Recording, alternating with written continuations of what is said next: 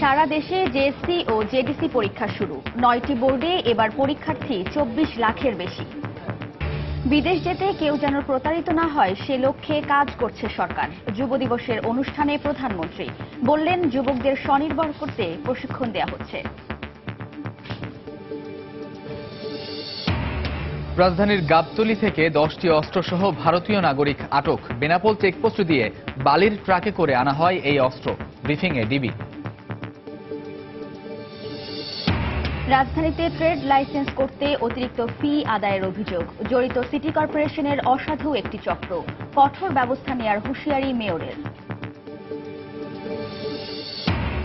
পদ্মা সেতুর সংযোগ সড়কের সুবিধা পেতে কাওড়াকান্দি ঘাট সরিয়ে নেওয়া হচ্ছে কাঁঠালবাড়িতে। নৌরুটের দূরত্ব কমবে প্রায় 5 কিলোমিটার। আগামী বছরের শুরুতে উদ্বোধন। এবং নির্বাচনকে ঘিরে যুক্তরাষ্ট্রের তরুণদের মধ্যে তেমন কোনো আগ্রহ নেই। 2 প্রার্থী প্রত্যাশা পূরণে ব্যর্থ বলে মত। জরিপে মাত্র 1% পিছিয়ে ডোনাল্ড ট্রাম্প।